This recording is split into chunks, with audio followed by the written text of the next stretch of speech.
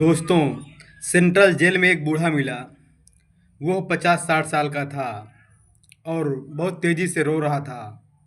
रोए जा रहा था। बोला मैं बोला, क्यों रो रहे हो? तो उसने बोला कि मुझे बहुत कम सज़ा मिली है, मुझे इससे भी बड़ी सज़ा मिलनी चाहिए।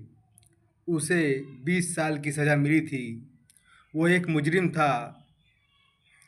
तो मैंने पूछा, आपको इतनी सज़ा क्यों मिली है? आपने ऐसा क्या काम किया है? तो उसने बताया, मैं एक बोतल शराब पी रखी थी और शराब पी के मैं घर आया और लेट गया था।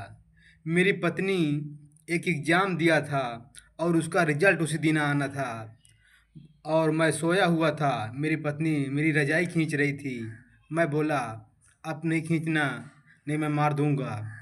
लेकिन वो इतनी उत्सुक थी कि उसका रिजल्ट आने वाला था और उसकी वो इतनी खुशी थी कि आप देख लीजिए एक बार, मैं पास हुई कि नहीं हुई। वो इसी खुशी में मुझे जगाए जा रही थी और मैं दारू के नशे में जो है टुल्ल था। मुझे कुछ होश व हवास नहीं था। मैं वो बार बार खींच रही थी तो मैं उठा और उसको जो है पकड़ के बेड में पटक दिया और गले दबा दिया। जिसके गला दबाया, उसकी सांस की नली टूट गई, लेकिन मुझे नहीं पता था वो सो गई। मुझे लगता है वो सो गई है। मैं उसके साथ रात भर सोया रहा। सुबह जब पता चला कि ये सांस ही नहीं ले रही है, मतलब बेहोश हो गई, तो मैं तुरंत अस्पताल ले गया। अस्पताल जब गया तो वहाँ पता चला कि ये तो मर चुकी है।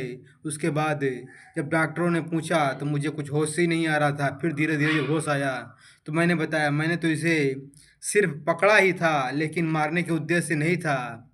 लेकिन मुझे जेल हो गई है और मैं जेल में मर रहा हूँ। मेरी पत्नी ऊपर चली गई है, मेरे बच्चे अनाथ हो गए हैं सिर्फ एक बोतल के कारण। शराब के नशे में चूर हो गया और मेरा पूरा परिवार बर्बाद हो गया।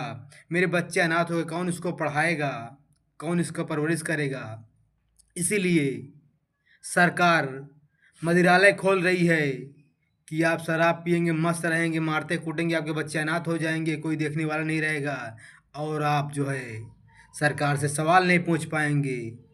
इसलिए स्कूल बंद हो रहा है और मदिरालय खोला जा रहा है। दोस्तों, अब इस पे आप ही कमेंट करके बताइए कि मदिरालय सही है कि स्कूल में सचिवालय सही है।